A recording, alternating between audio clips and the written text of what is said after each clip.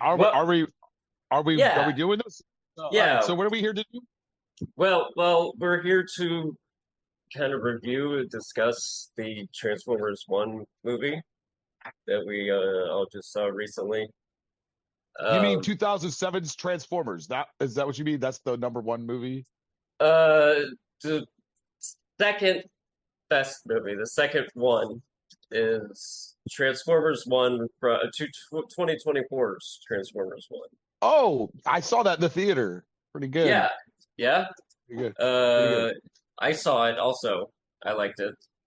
Uh, I haven't seen it. I think everyone fucking loved it. Yeah, of course. Yeah. Magnificent. What a fantastic movie. So Jake, how did you see the movie? Oh, wait a Uh, minute. Okay, you've just committed a felony. Thank you very much. Yeah, Jake. we already Jake, just. we discussed this. Oh Oh, wait, we're doing fuck, so you're right. good. We I'm so discussed- glad We we all talked went these to the out. movie Oh, right. theater to see I forgot. it. I forgot We it's not. discussed this, and now I'm implicated. I forgot. We're I forgot off it's to not an out yet. amazing start. I'm glad we talked it out and got this all figured out. I was thinking that it was like. Obviously, you're gonna have to cut that out. Yeah. Okay. Eh. Well, yeah, I Make- was thinking making- that it was available for streaming already, and so Making I was committed a- like, I could have You, just you- paid. No. everyone right? here has committed a felony at this point. Fuck. Yeah, I also. Sorry. I also saw it in the theater, right? Uh, Magnificent on the big screen, I would say. Yeah, which one was playing it in your town? How much did you pay? No, so let's just get down to brass tacks and stop with this funky bullshit. But what's the movie about, Forrest? okay. Yeah, Forrest, Or you Jake. saw it 1,000. Jake. Forrest saw it 1,000 times. We saw it 1,000 Yeah, let's Jake, describe. Forrest, let's go through this. Yeah, Wolfie. I was just gonna. We probably don't need to like describe the movie. We can just talk about it. Well, Well, like, I don't hit remember. like the I don't main remember it. beats and You stuff. know? So, like, at the You don't beginning, remember it? No, I do a lot of things. so like the first note Drugs. that I wrote Shit. down is workers, and that's because they're workers. They're the Transformers are working. You mean they're slave mine. labor? Yeah. They work in the mine. They work in the Energon mines, which is They're like they're a nod miners. to, Which which is a means- nod to that Megatron Origins comic from IDW in 2006, 7, somewhere around there. Yeah. So that's where that comes from. Okay, cool. Yeah, so just like so it's sort of like the origin story of the Transformers. And it's got like at the beginning we get the story of the 12 Primes. Um Oh, right, which I think they integrated well into the. They didn't like. It wasn't like, here, read this text. It was like kind of he was watching a video, and it was very cool. I thought that was. They got you the lore. They didn't like labor on it, but they got you the lore and they got you into the movie. You know what I mean? yeah, I thought so. I thought I was into it. I was right away. I was like, yeah, I want to know more about the 12 Primes and like where they came from, and like I want to buy them and shit. Um, but so can like Well, you When are you can guys- because the upcoming toy line, Age Yeah. of the Primes. are all was it 12, 13 of them? It's a Yeah, band 13 dozen. Primes. Yeah, it's dozen, 13. correct. And probably the studio series was going to follow after that, or it's following the movie as we speak. Yeah. What are we Oh, getting yeah, in the I don't studio think series? We're the, getting I don't think Sentinel it's Prime. the Prime designs from the movie, but you Yeah. got 13 Primes coming. So can so someone give me like a quick kind of rundown on the 12 Primes, the 13 Primes, and All what right. the So All right, Rick. They're gods and Hasbro. they do things. Yeah, I mean, yes. So, okay, in the movie, to a nice progression. There's They don't talk about Unicron. There's Unicron and Primus. Primus is a huge robot that transforms down into the planet Cybertron, right? and it creates 13 primes to take care of it while it's in powered down planet mode. And then they create the race of the Transformers, blah, blah, blah. And those 13 primes have their own rivalries, do weird shit, and have stories to follow. But that's where this all comes from. And this is all part of what Hasbro called the aligned continuity, which was them taking bits of what had happened in their like a Unicron trilogy series and the movie series and maybe G1 and just trying to fit it into one kind of fiction. So that's where this 13 Primes origin, like that's where they came. That's another creation around like 2010, 2012. They created the this unifying like kind of aligned continuity thing they were trying to do, which guided most of what they did for the next like 6 or 7 years. And it relied, somewhat on that Primes thing, which they referenced in Revenge of the Fallen. They go to Sam Witwicky goes to the robot heaven and sees the Primes. But like that's all part of this aligned continuity crap. They were trying to unify their fiction in a way, but they kind of ham-fisted it. And I think Transformers 1 does a nice job of synthesizing some of it, but then telling some of the better parts of the earlier lore and making it very interesting and new. It kept it, I don't know. Anyways, we'll get on with it. But that's the 13 Primes. Okay, cool. Yeah, I wondered if that was like an original thing for this movie, or if any of the that kind of stuff was written for this movie, or if it was all part of like previous. No, they just lore. they just adapted that, and to the point that a couple of the designs of the Primes are just reused from that aligned continuity.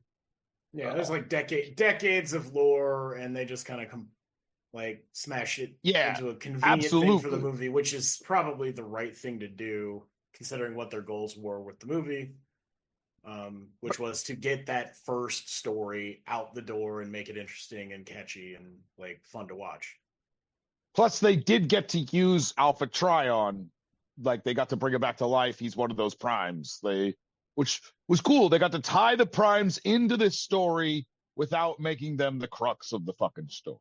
Yeah, it's great. And thank crap, because like if they tried to make that more than what it was in this movie, there is just no room for You're not anything wrong. else. Like, and that's what I like best about this movie is there's really no fat on it. It keeps it moving the whole time. It's so much fun. It's a great story about the Transformers.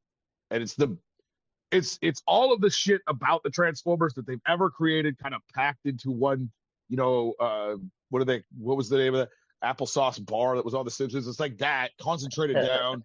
And yeah, it's just brilliant. It's absolutely fucking brilliant. Yeah, I wrote also one of the notes I wrote just somewhere in the middle was pacing. The power sauce bars. Yeah. Just liquid energy. Okay, so let's get to that. The workers are mining Energon, and so what is Energon exactly? Oh God, it's like there's not time to it's just concentrated energy. It's a physical form of concentrated energy that the Transformers live off of and can drink and get drunk on. And can eat like candy. Yeah, that's what I know. They can. Yeah, it has a lot of uses. But it's also space. It's super duper space oil. Okay. And that's why the Quintessons want it. Okay, that's right. Which also would be cool toys, I think. You would think. Well, they exist, right? Or there's one. Isn't there? So the Quintesson, there's a toy representation of the Quintesson you see in the film, and it turns into something that looks vaguely like the Quintesson ship, and it's from their lower grade toy line. So there's the Studio Series toy line, which is better. That's what like this Optimus is from, this Studio Series Optimus. But there's also their like lower tier line. It's like $5 cheaper, and that's where the Quintesson is, and it looks sort of like melted plastic glued together with some more melted plastic. It's not very cool looking at all. Like the tentacles, yeah, that's gonna be hard to, because if it's like cheap plastic, it's gonna look weird. I was tempted by this toy, but Forrest talked me out of it. So. Oh, what are you talking about? The High Commander thing for Transformers One? Yeah, exactly. Oh, well, that entire line is just like a cheap thing to like push out for the movie. Yeah, but I'm not unconvinced that the Optimus Prime in that line is not better than the Studio Series. Well, that Brave Commander one sure. Well, that's totally possible. But I'm just saying, like, they're all $5 less than the regular deluxe toys they've been selling for several years. So about time, and that's definitely on purpose. Yeah. Word. Yeah. All right, so the Energon is their fuel. It's what they live off of.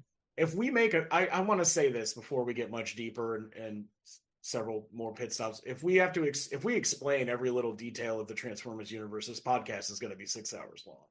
Yeah. Oh, well, yeah. That sounds like my kind of podcast. That's what I was going to say. I was like 6 episodes. I kind of like that. I think we, yeah.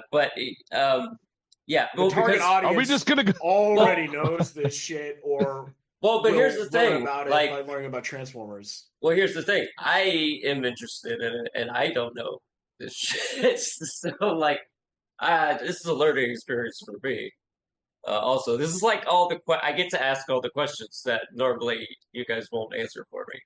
But like, you see what I'm saying? This is. So you won't answer. Hold on. You edit this down. Wait, you can edit this down. You shut up, Rick. What do you mean won't answer? Because I distinctly remember multiple times where me and Rick won't shut up about Transformers. Yeah. And we've definitely talked about specifically Energon.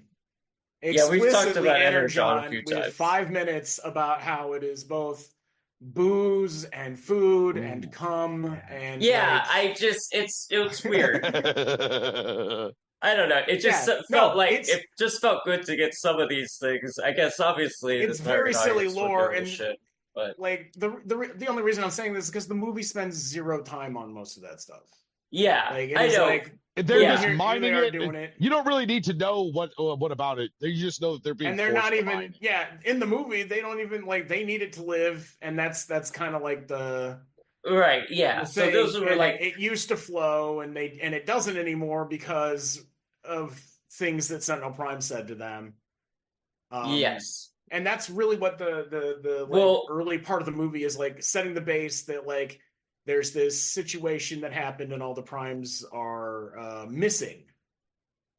Right.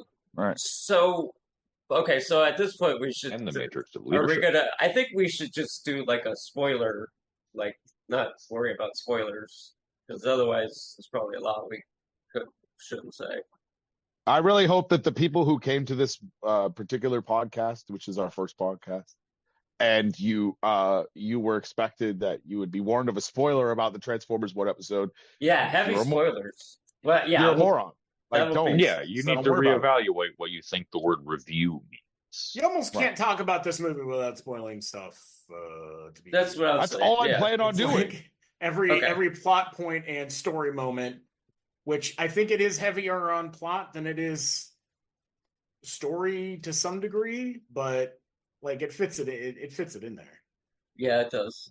Like a spoiler, Rodimus Prime. Not in the movie. I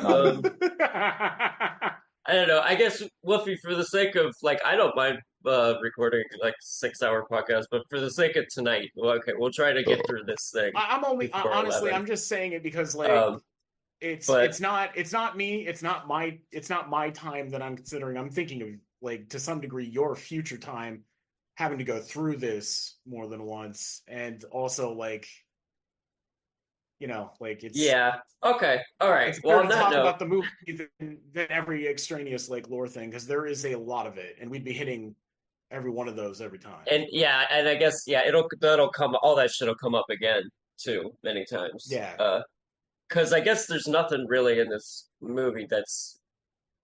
I don't know, man. To be fair, we are the kind of movie. people who will just sit there and watch an episode of The Simpsons and stop it every 5 seconds to look at where the AI got it right and wrong. So, yeah, just saying. Yeah, but that's what I'm saying is that like that's gonna happen naturally anyway, without like intentionally digging into like what is Energon, because the movie doesn't even do that. Because you know what, Wolfie, I'm on board. Let's just keep it moving here. Let's get brisk with this. Yeah, at least for this movie. For this, yeah, at least like for tonight. Let's just keep moving tonight, and Energon is their food thing-ish thing. It's everything, right? Okay, so it used to flow, it's blood, it's robot blood juice food things, and it glows. Blood of Cybertron. Well, I think honestly, what I remember being told about Energon is that it's Transformer come. I think that's what Forrest said a long time ago. No, I would never say that. I have definitely said that a few times, but I definitely don't remember what episode we had just watched where I was like, oh, it's an aphrodisiac, and they're like really happy about having it right now. A little too happy. But I don't remember which episode that was. We've watched too much Transformers. Yeah. So, what happens next in the fucking movie? Yeah. Take us, Forrest. They're working. The Energon used to flow. It doesn't flow. We got Megatron. He's a true believer. You know, he believes. His name isn't Megatron. Yeah. Oh fuck! I'm sorry. Shit. Ooh, spoilers! Yeah, it's like D16 and the Orion Pax. Yeah. Orion Pax is a name derived from the G1 cartoon. D16 is a name derived from the original Dakar release number for Megatron. Okay, cool. Yeah. Orion, opening of the movie is Orion Pax getting into this forbidden computer archive thing. About the primes. He's been looking for the matrix of leadership on his own. So he's going over the origin of the primes, and then gets caught by what's his name, Dreadwing, and his brother, who was Daffy Duck, I think, guards, and D16 saves him, and then you're like, oh wow, these are the best friends. And Ryan gives him a little decal, and he's like, "Oh wow, this is such a cute sticker. I'm gonna wear it for which was really forever, cool, and it's gonna stay stuck to me the whole movie." Yeah, that was I just want to say at that point I remember that. I thought that was really cool how they did that. It's like okay, it's got that's where I don't know. It just really made sense in the. I like how they do this as an origin story. They make the shit make sense like that. I like those little details and things. But yeah, so it gets because he's the big hero, right? There was big. Also, at this point, I remember feeling like there's some Homelander vibes going on. Not with these characters, not Homelander. Exactly, but the boys. Homelander being the Sentinel Prime. Definitely, right? That's what Forrest says, and he's totally right about it. Yeah, I got that big time, like big Sentinel, got that off of him a lot. Honestly, I feel like the Sentinel Prime character is entirely well played. Like he's not a mustache twirling villain, but he's he's teetering on the edge of it, but he plays it just real enough that I buy it. And when he's being like their Ronald Reagan or whatever the fuck, when he's being their big leader, he sells it well. I really like the way he's portrayed in the film. Yeah. He seems genuine, but it's the outset of the movie too. Like you get he's the big hero boy that everybody looks up to. But yes, definitely influenced by that Homelander character, I would say. Yeah, it's kind of transgressive for like a kids cartoon, or it's not like a family movie. I don't feel like this is a kid's movie. Whoa. A family property, Jake. Family a movie. family, no, a family property. Excuse me. With an age range that covers the entire family. Don't you? Right. These are kids' toys I've been buying. Children don't love this property as much. I would think so. Why? Yeah. You know. Well, no, like there is a fundamental without nostalgia, this property doesn't exist, and it's done everything it could to both tack towards and then resist in every way nostalgia. And it's because it understands that it's not building new fans. Like kids, the most kids who ever liked Transformers happened a while ago. And like it's just these tactile toys are not going to be as popular as video games or whatever the fuck in the future. And this is how it's going to be. So the property has to glean everything it can from the past to keep old fans in it while trying its best to look new and fresh for young people. And that's where I think this movie threads the needle pretty well, in that it just doesn't pander to being a kid's movie. It just says, I'm going to be a good sci-fi movie. And it just does that. Like, there's some downright shocking places. I mean, but I also Sentinel think that mutilates all of those Cybertronians, like from birth. That's true. Yeah. We don't learn that's the twist. That's one of the twists later on. Oh, that's right. Okay, so hang on. So sorry, go ahead. Yeah, all right. Yeah, the cog thing. Did you pick up on the cog thing? Because I know everything is a piece of lore in this fucking movie. So did you understand the T-cog, the transforming cog that they got? Every character walks around with this hole in their chest at the beginning of the movie. And if you don't know to look for it, you don't see it. But then when you know it's there, like you totally can't miss it. Yeah, it feels like you see the hole in the chest, and right away you should be like, something's wrong here. Well, they talk about not having them right away because they go to the race not long after they're talking about. Yeah, that's right.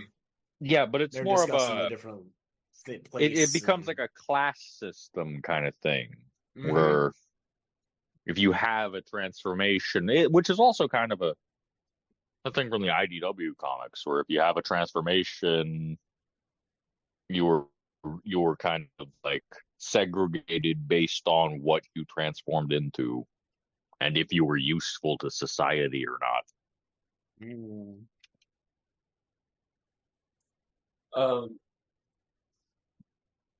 Yeah, that's interesting. I forgot. Yeah, about that part. They're trying to join the big race, and then they just to hit this story beat so that they're gonna join the race without the fucking thingies, right? And then they do that. They do all that shit. Oh yeah, that was fun. It was the pod race from Phantom Menace in a lot of ways. Okay, but it was. I saw angles, the way it was played. It looked like the pod race to me, and I was like, "That's cool," because why not? But but then well handled once again. Like they didn't win the goddamn thing, and they played it for a laugh, and it was great. And they did win it in a way, and it was wonderful. So whatever, it was dope. Yeah, that's what I'm saying. Every part of this movie is well handled. At no point do I cringe and go, I wish they weren't doing this. It's such a good movie. Yeah. And it was like a genuinely kind of heartwarming moment because they won on their terms or whatever, Absolutely. So that was cool. I definitely mines. Right. In the mines. The Energon mines. In the mines. So yeah, they do that bullshit, and then what? What happens next? Oh well, Sentinel could see that they could win hearts and minds in the mines, so he comes down and he's like, "Oh, let me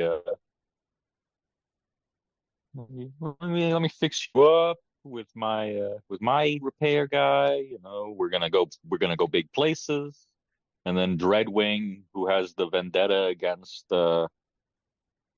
Orion Pix, busts both of them down to like sub-level 50 out of 40 known sub-levels. And who do they meet there? I forget. And they meet some psychopathic B-127, which is that came from the Bumblebee movie, didn't it? That yeah, number. I think Bumblebee is where they origin. Like they really, if it was invented in the IDW comics, and it could have been, it got solidified in the Bumblebee movie for sure.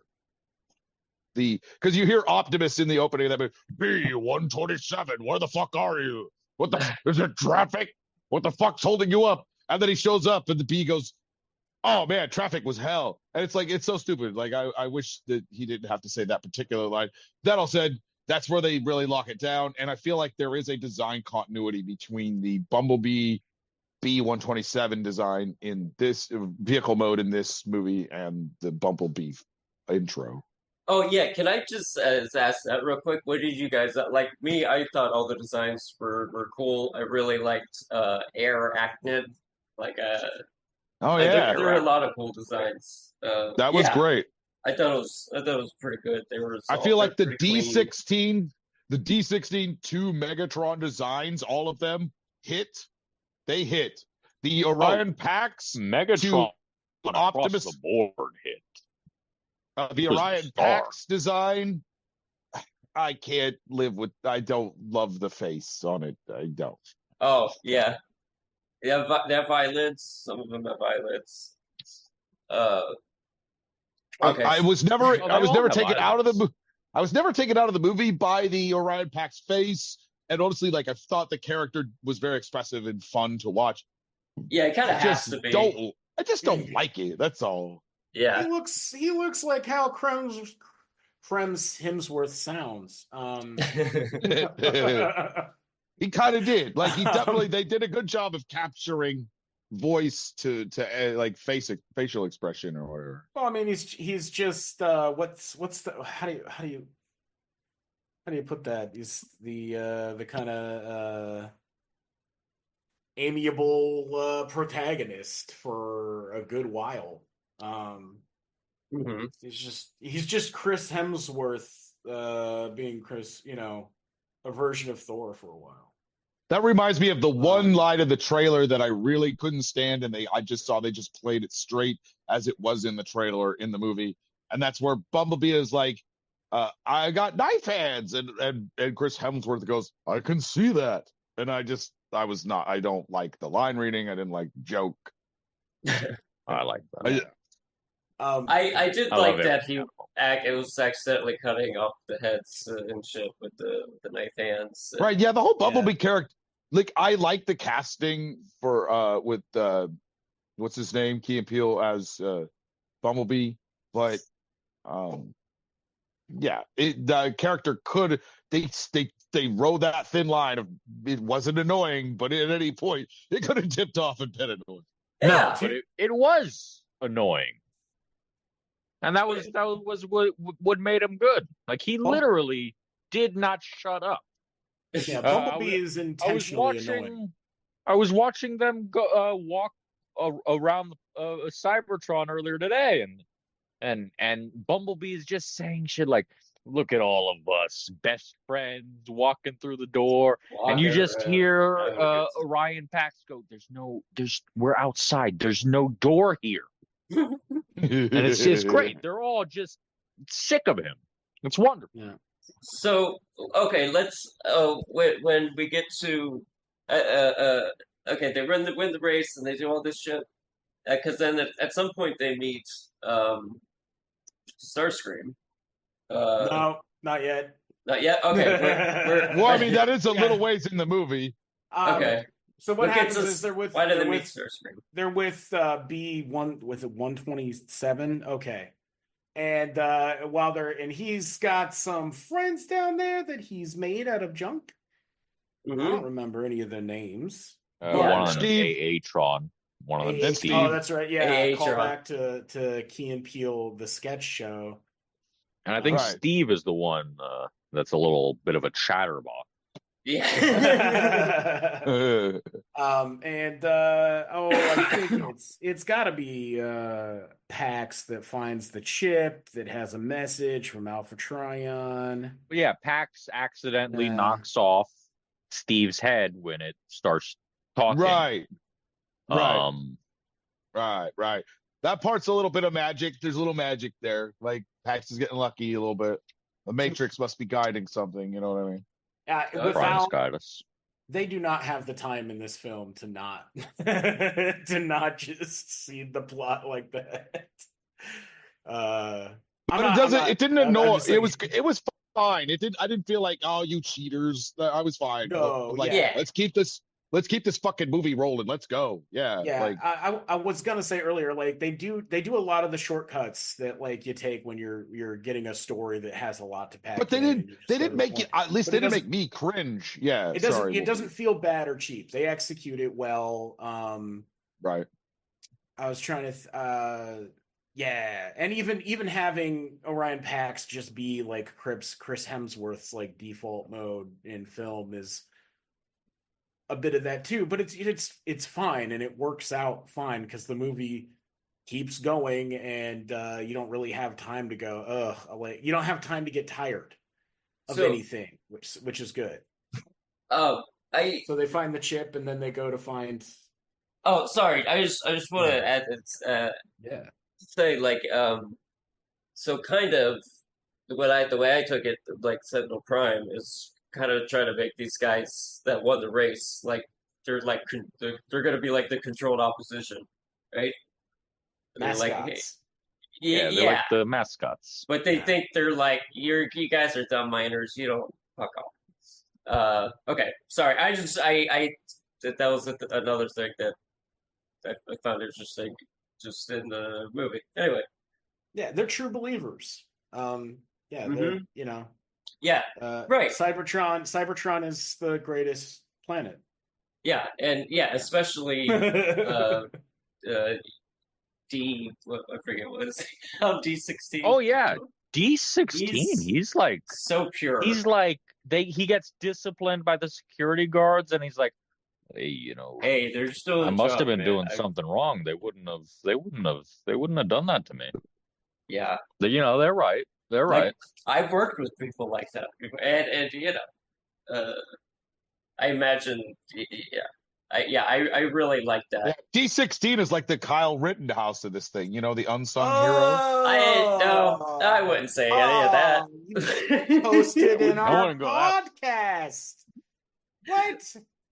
What is happening? I have to cut that. I'm bringing Jake. No, now we have to leave it in so that everybody knows the kind of people we are. I just know what I'm talking about. At least the kind that this Rick guy is. I don't know where you found him. No, he's pure, which is why I love, what happened, like how that's Seattle Rick to you. That he. I'm never calling you that because that's that's just how it would. It seems like it would be. I will get to I guess where his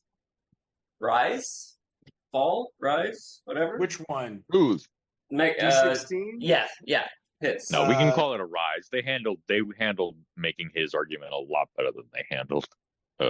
Who is, by the way, played by I love one of Forrest and I's favorite dudes, Brian Tyree. Okay. Oh man, I forgot his last name. What does he do? Henry. Henry. Yeah. Who is his daddy and what does he do? His name's Paperboy. Yeah. He is the second Henry that we were talking about that week. Oh, okay. Because the other one was from E.T. Kyle Rittenhouse. But anyway, he's very he means what he says. He's not like power hungry or anything. So anyway, and then okay, sorry, where were we? Yeah, he very much just wants to get rid of leaders, ironically, by being the leader, and just gets rid of the prime Yeah, well, just the primes in general. No following anyone named then a I prime. think he takes a hard right turn. He's like, let's get rid of these immigrants too. There's too many Mexicans in Cybertron. Hey, I don't know. Optimus is the one that deported some people. That's very true. Well, he exiled them, right? Isn't there a difference? I don't know. His favorite prime is the one that's the biggest and the strongest. Right. Yeah, right. Well, and he says that line at the end about he does have that weird Megatronus kind of fucking weird praise for it. It's very he wears the decal on his shoulder. Now that you say now that you point out that he liked Megatronus because he was the biggest and the baddest and the strongest. That's a nice little foreshadowing to him, like kind of liking Starscream's proto Decepticon survival of the fittest kind of ideology. Yeah. Okay, yeah, I want to get to how we meet these guys in the story. You love the stars. It sounds like Jake here is he fell in love with the Starscream character. I really did. He loves that Buscemi. You get to see Starscream. You get to see Soundwave. You get to see Shockwave get punched in the eye. And they're all funny. We get Rob Buscemi for like 5 minutes. What does Alita call him? She calls Blinky. She calls Shockwave Blinky. Thank you. Yeah, that's fucking hilarious. Oh, that's great. Like one of Soundwave, I think, stamps his foot. It's angry at Bumblebee. He's getting on his fucking nerves. Or excuse me, not Bumblebee. Yeah. Okay, so sorry. Can someone remind me how we or just whatever, wherever we are in the story? So we found the Orion Pax chip, and then they go to Alita to convince her. Hold on. She was their boss before too, which is there was a weird. She sees them starting to break out of the underground, and she's like, "What are those two doing?" So she follows them. Yeah. Okay. So she sees them like jumping from train to train or climbing through some security panel. The train. And then this movie is starts just fucking chock-a-block with action. Mm-hmm. Yeah. Oh yeah. Yeah, I love the train. One of many great train sequences, but it is a lot of fun. All right, so Alita won, and then we're on the train, and then what the fuck? Like, what the hell happens? We go to see Alpha Trion next. Is that what happens? The guy who woke up. That guy. Him deactivated. We get to see all of the beauty of the above ground of Cybertron. Oh yeah! Oh right! For the first time. Yeah. That was those awesome. creatures, those deer, those fucking deer. Yeah, the deer with red/green flashing lights in their pseudo antlers. That almost looks like a piece of jewelry atop their head. That's a very nice sequence, like world building moment that didn't need to be there, but it really gives you a sense. But they used it too. Yeah, they used it too. It was really great. Like this movie, and they bring those deer back. No fat on this movie, man. Yeah, I say they bring those deer back when they bring when all the energon flows again. You see them. Yeah.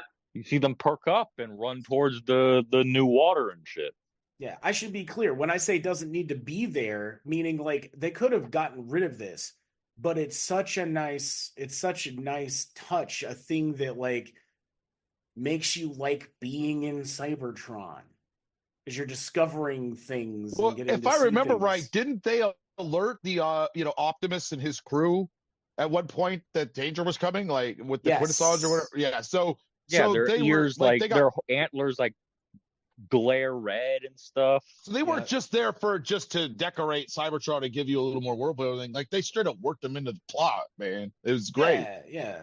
But I'm saying they could have found. There's a dozen ways they could have done that, but they decided to use something. It's so smart. Like this movie is so well written. It's tight. It's tight as fuck, man. I love this movie. I forgot I have a drink.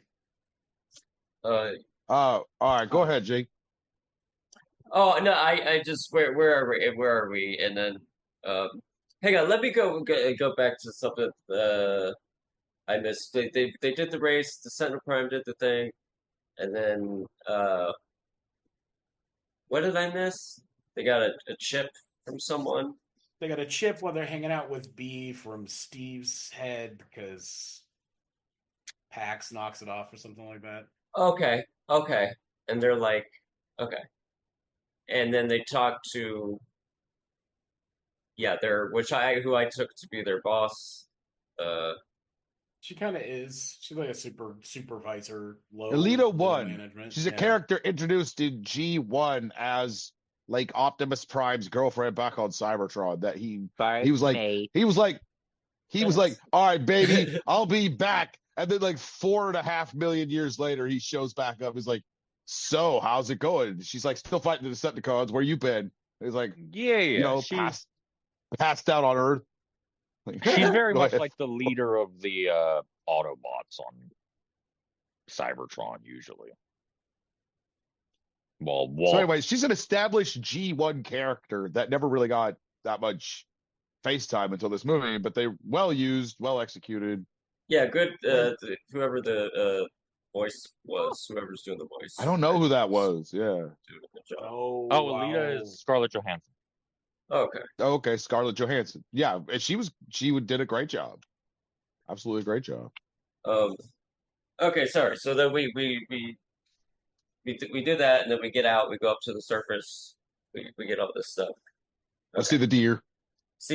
Well, and then it doesn't say here the specifics, but they end up finding Trion deactivated in a cave along with the corpses of the other primes. Okay, yeah, that's the thing. And then Trion surrounded by all the other primes.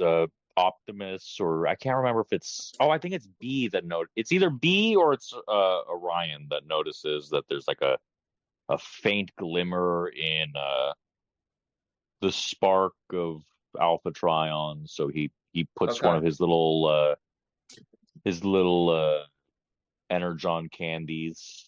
Yeah, and then so Trion wakes up, and this is where it's Lawrence Fishburne just doing Alpha Trion as Morpheus for this movie. Great voice. That is the shortest way to explain what happens. Everything's a lie. You don't understand the power of the Matrix. Does he say he straight up says the Matrix in this fucking movie, doesn't he? I'm sure Jesus Christ. Probably. I didn't catch that till just now, that they get Lawrence Fishburne to talk about the Matrix in this movie, too. So, this guy wakes up and he drops knowledge bombs all over these people. It is probably a lore burrito. It's but great. Also he starts telling them about how a very good introduction to the Transformers for new audience. It's also a plot point, so it's not like I'm not trying to ding it. No, it tells them how that the Sentinel Prime's been ripping them off all this time. Yeah. So He's okay. not a real Prime. Is Alpha Trion not my Prime? Sold them out to the Quintessons. Yeah, so he's like dropping all this knowledge, and so they're like, whatever. And you're then, supposed to be born with cogs. You should have had a fucking cog. You pitiful little people. Right, he breaks that down. Every Cybertronian is a Transformer. Yeah, so everyone, and it turns out this entire race of people that call themselves Transformers are all Transformers. Dumb. Holy shit! That's right, funny. exactly. No, exactly. And then, and then and then he says that well, they say explain the spark, and they're like, it's not about the core, it's your spark, etc. But then he says, but we still have some cores laying around, or he just had the one core. No, he takes all the Prime, I think the previous Prime's cogs, and gives it to him or something like that. Oh, that's right. And why does he have all the? He rips out the cog of Micronus, Prima. Alchemist. I don't remember. So three of them, right? Like Alchemist. Remember when I was like, all that this is all that aligned continuity shit. It's all a lot of horse shit. Like that 13 Prime shit they made up for the aligned continuity as their that's their You know when you see a clip show and you have the little bridging segments? That Yeah. was what the fucking 13 Primes was. Okay. And it's not even the full 13 from that aligned continuity. 'Cause I'm pretty sure in that It's not. Optimus was No. one of the 13 that he was reborn. He wanted to be among the normal Cybertronians. He wanted to walk amongst them to know what they were like for a little while. So he took a mortal body. It sounds familiar. I don't know. I wrote guy killed other primes in cave. So, but Alpha Trion didn't. He killed those other primes, right? There was like a battle, fucking killed them, and he Sentinel also Prime did. kind of. Oh, Sentinel Prime wiped all these guys out, but Alpha Trion. Yeah, not Alpha Trion. Alpha Trion just sort of managed to survive. Yeah. And Sentinel Prime just left their cogs because, like, whatever, fuck these guys. Nobody else gets to transform that he doesn't say gets to. He took one in particular that we found out later. Okay, so he does that, and then he's been get working the big for transformation.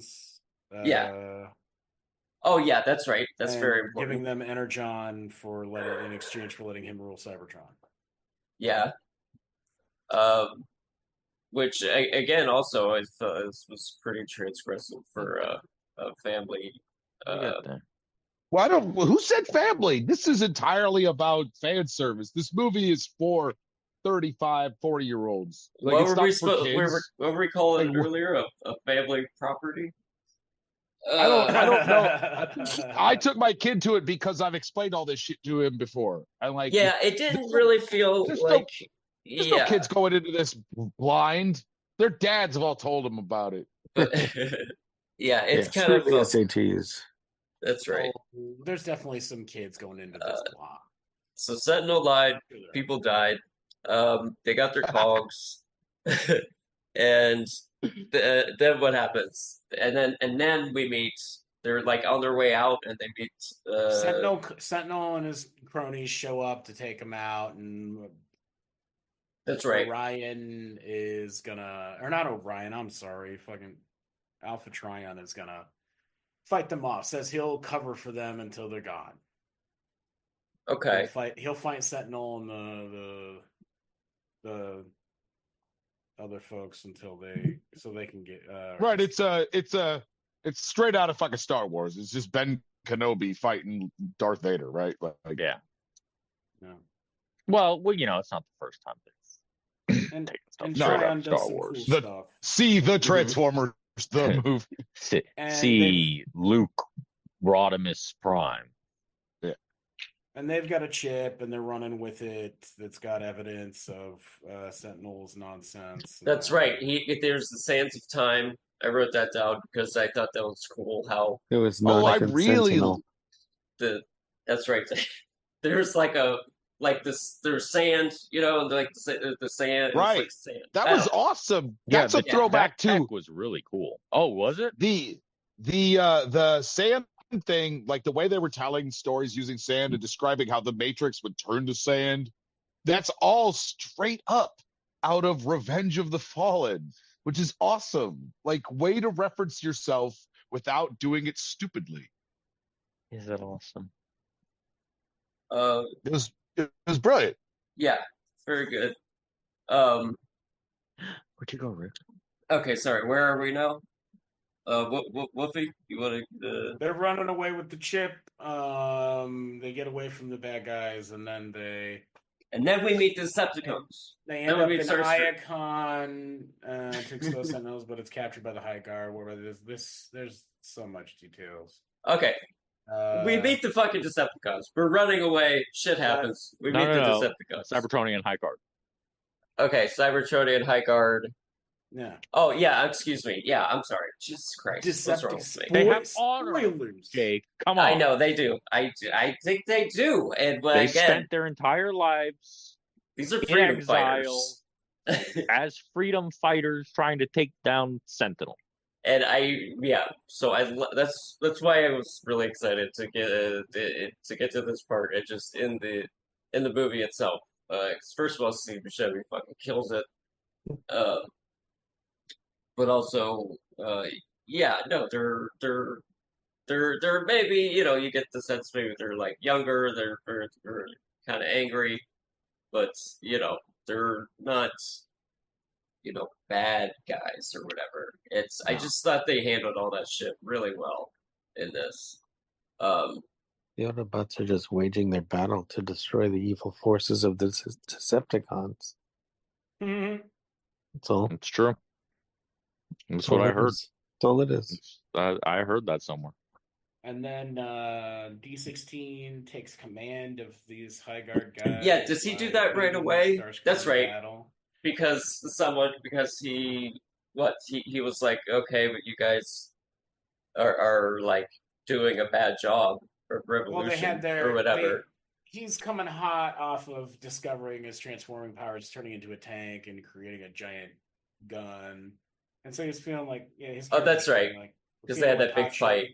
Yeah. He picks a fight with Starscream. Okay. That's right. And so then they're like, okay, well, I guess you're in charge now. That's what you want to do. And then he squeezes that voice box till it doesn't work. Oh, that's right. It really chokes that thing. Yeah. Which I hate that moment. a callback to a lot of different incarnations of the Transformers lore, isn't it? Like, Starscream's voice sounding all rattly and stuff, or just Megatron choking the shit out of Starscream, or fucking his voice. They have a very antagonistic relationship always. Okay. Yeah. I don't think I think the voice box thing is like them creating an origin for his voice sounding the way it did. Okay. Yeah. That's cool. All right, so moving along. We got these guys. So we have some kind of help now, sort of. Maybe we have some people who could help us out. Maybe not. And then Megatron kicks this dude's ass, and now he's basically like their leader. And then where do we go after that?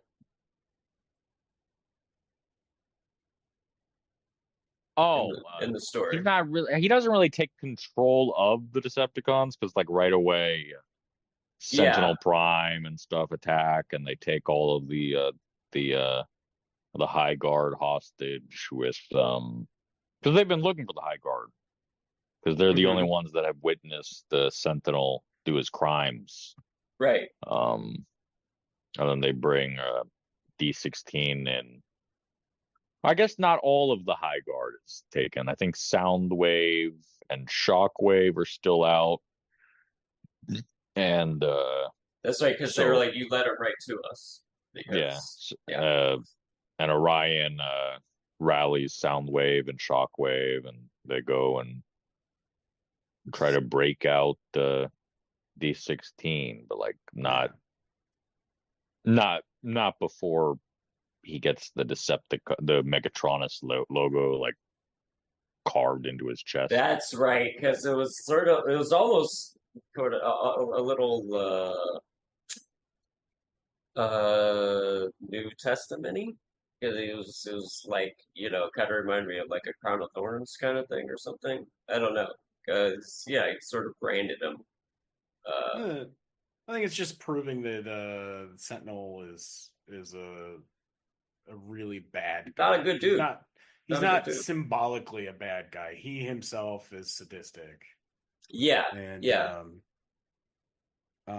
when they were captured, by the way, the evidence, their little MacGuffin, the evidence chip is destroyed as well. So that mission is gone, and that's what motivates them to go and save them first.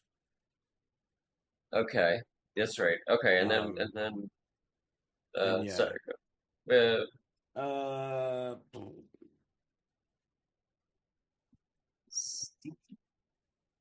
Is wonderful. Oh, this is the point where they take Arachnids. They have subdued Arachnid and start broadcasting her memory of the recordings of Sentinel saying stuff. Okay. To all of Iacon. Yeah, Okay. And D16 has this big fight with Sentinel, and Okay. Yeah, because it's just action. It's just action on it's action just action at this and point. action from there. Yeah. And then he's like about to kill Sentinel, and So that shit was Orion's great. like, no, don't do it. You just like Sentinel, and that triggers something in D16 where he shoves Optimus out of the way, and then he goes to shoot Sentinel, and Orion jumps in the way and gets That's right. blasted. Okay. Yeah. Okay. I remember that now, and he like fucked his whole arm, blew his whole arm he off loses like half of his torso. Yeah, and then D16 catches him, and this is the moment. Like I don't know if this is the moment where his eyes actually change. This is when his eyes turn red. Okay, yeah. When he's like, "I'm through saving you," which I think that part could have been a little bit better, but it was fine. Yeah, it was kind of It didn't really earn the how many what he stopped him from getting beat up one time, sort of. Yeah, he did save him a couple times throughout. Did he? Oh, okay. I only remember the one where he takes the punch or whatever. I kind of felt like in that scene he was saying like, I'm tired of always saving you, as in like I also have to like talk sense into you all the time, because like you just don't get it. I kind of took it that way too. It's just like I'm done. You don't get it. You don't get it. We have a different. You're all fucked up. I need to murder this guy, and you are. Yeah. You are. You're right. And he's also trying to be like a leader. And at that point, D16 had been like, no, we're never following a leader again. Mm-hmm. Yeah, because that's sort of the implication, right? Whenever you kill, or if you kill Sentinel Prime, like, okay, someone's gonna take his spot. Because otherwise, there's a vacuum. Well, I mean, Optimus tries to like say that you can't start a new government with the bloody decapitation of your former dictator, but I don't know. I don't know if I agree with that. But Megatron is dead set on revenge. The rest of it is not the important thing to him, and that's true. It's more personal. And his response to trauma is to just murder people who disagree with you and beat them into the ground. Yeah, because so he's like fuck. He drops this dude, and then God himself. He named Starscream to prove a point. Oh yeah, he doesn't really care about anybody else except himself at this point. Yeah, Starscream was the last time he was ever going to show mercy.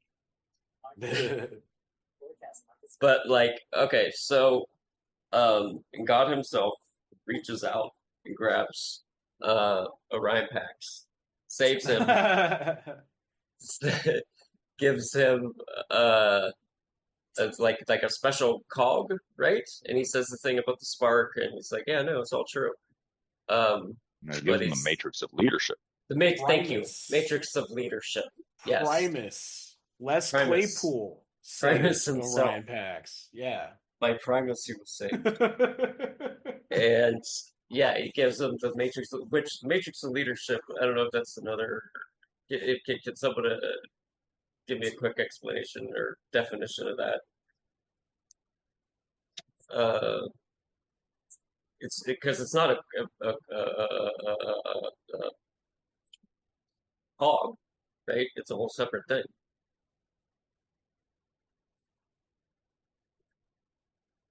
Right? I believe so. Or did they not explain? I figured Rick was going to pop in. Rick. Oh yeah, I hope. Rick seems to be gone now. Fuck. Okay. Shit. Well, yeah, but not in the next like 10 minutes. Oh. Yeah. Okay. Well. Whatever. You know what? Well, I'll ask Rick at some other time and fucking record what he says and put it in later.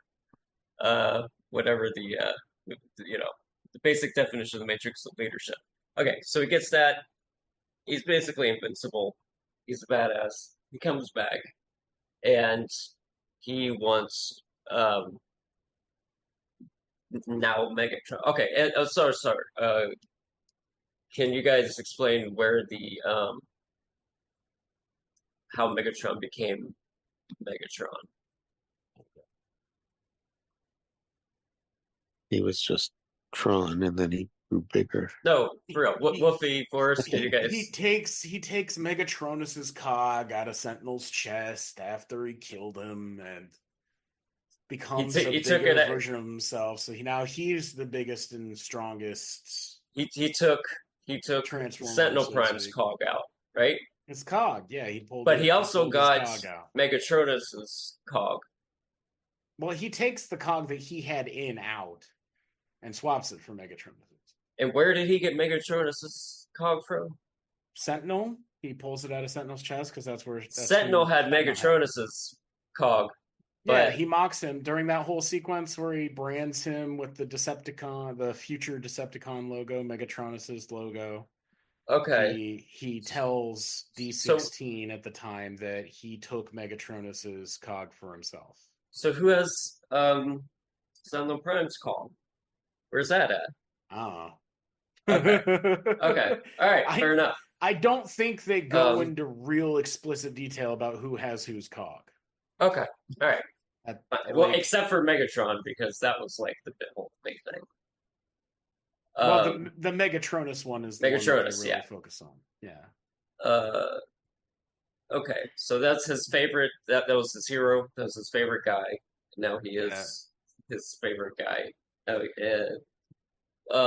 And I think that's pretty much the end, right? At that point, he's like, they have a big punch up.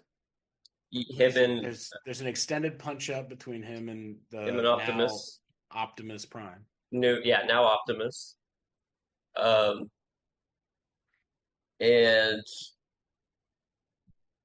then that's pretty much it. Then there's a draw because they're right. It's kind of a draw. He wins. No. Okay. Optimus. Optimus flat out. Did he? Slices, okay, I don't remember. Yeah. He slices the proton cannon like in half. Yeah. Oh yeah. Megatron's weapon is gone. That's right. Proton cannon. I knew saying something wrong would get Rick back. He cuts not asking him a direct question. Rick, sorry, I had to go see Lexi. Sorry. No, you're good. We're almost at the end, but I wanted to ask what the deal was with the Matrix of Leadership, because you got it from Primus. Is this a thing like Primus just had laying around? That's new to this movie. That's never been the case before, as far as I know. So, yeah. Okay. What is it? Because the Matrix is a thing, like in old toys and stuff. What is it normally? Is there normally an explanation of like where? Well, so it was originally created in the 1986 Transformers movie, and like it's often explained as like a keeper of all history of Autobots or Cybertron or some shit like that. In this movie, it's sort of more like essence of Primus, giving the bearer of it the special reign of leader of primes and then I will say this, like I did like the fact that the character of Orion Pax was an optimistic character, and that's why they named him Optimus Prime. Like it doesn't quite work, but it was intended, and it's very cute. I love it very much. I didn't catch that, but I like it. Yeah. Okay, so that's okay. So they kicks his ass, and he's like, "All right, well, I'll be back." Megatron's like, "I'll be back," and then it's far from over. I think is okay. Is the line he uses or something like that? And yeah, they're banished from Iacon, and it seems Iacon is a city. It's not like all of Cybertron. It's just like the like the New York or whatever the fuck of Cybertron. Okay. Yeah. The metropolis. What did they build that city on? Rock and roll. Fucking rock and roll. Energon and roll. Energon and rock and roll. As far as I can tell, they built it on straight up racing. Slave labor. Yeah, Just I mean, there was a lot of slave labor and NASCAR, baby. And that's what I will say all about of this America. movie. There was a deep streak of like worker solidarity, maybe a touch of Marxism, but like the story just definitely lends itself to like it's more solidarity for the working man than say for the I thought so. elite. It was just I thought so too. And they don't solve all the problems. The Quintessons have not been addressed. Which we forgot. I forgot all about them until yeah. So they're just like movie 2 coming soon, and yeah. And I don't know if it is like I don't know. I don't think the movie has yet made enough money to justify a sequel yet. Because I think that was after the credits, right? Where he's like, Hasbro don't care so much about the money anymore. They're just throwing money I do feel like disposal now. I will feel like this, like all the earlier Transformers movies made a lot of money for Hasbro, which then perpetuated the brand. I feel like in Transformers 1, they specifically kept the budget down a little bit, and I think that's because they understand this is more of a loss leader advertisement for their brand than it is an actual movie. Well, it depends on like what decisions they make in regards to like how they want to view the profits from the movie, which is ultimately how a lot of that business works. Because if it perpetuates the brand into the future and gets kids to love this brand for years to come, then it's money well spent. And even if the movie doesn't make enough money back to cover its budget and marketing. And that's how they'll justify a sequel too. Because at the end of the day, you could be right.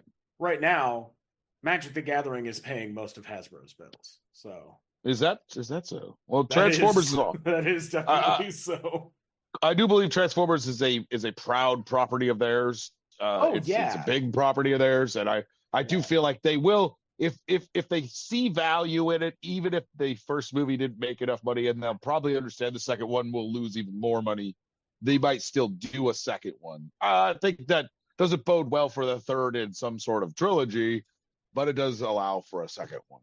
Yeah, we'll see. It's always a big front down cost, and I mean, Transformers 1 and 2. I can't wait. Yeah. So Transformers 1 and 2, the search for more money. But yeah, Transformers 1 number 2. I would not call it Transformers 1 the 2. Transformers 2, more toys. Okay, sorry, go ahead, Rick. Forrest has completely buried his frame in nothing. I know, I love it. It's perfect. Which is hilarious because I have not somehow also done that. Weird. But so that was the Optimi. That's Transformers 1 as we see it. It's the best Transformers movie they've ever made. It's a great film. It's a great sci-fi film. It's a beautiful animated film. It's great things, and we're lucky to have it. I liked it a lot.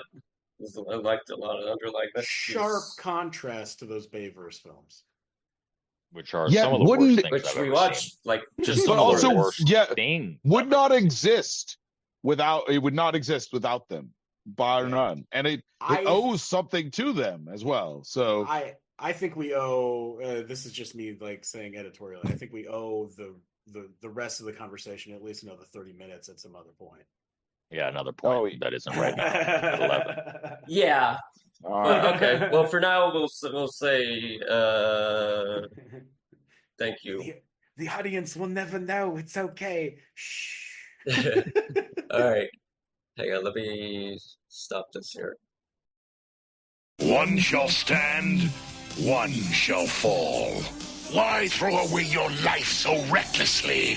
That's a question you should ask yourself, Megatron.